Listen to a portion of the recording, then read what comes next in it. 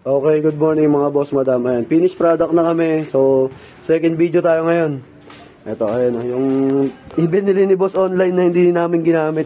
Kasi sobrang nipis nung crossbar. Tapos tingnan nyo, yung ordinary to eh. Ayan.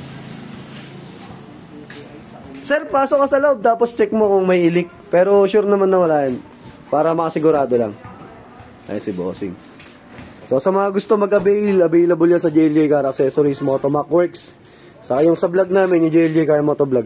Ang kinuha rin ni boss na crossbar, yung heavy duty natin, yung ready for owning. Kasi balak ni boss mag-owning eh. Ayan, yung with G-set na. Tapos aero rack na 50x38. So ayan si boss.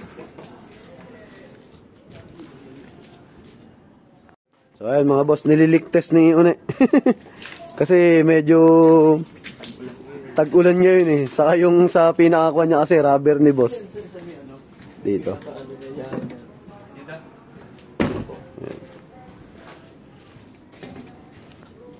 Yan, sige, sige. Yan. Mabawasan namin yung rubber. Tagalan mo na rin ng rubber yung kabila. Para isang baklas. May rubber pa rin sa loob. Yan, tamang ligtas si boss Une. Dami na naman tubig dyan ha.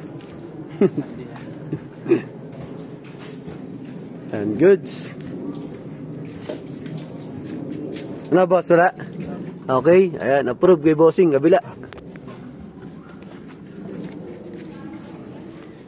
Tumi.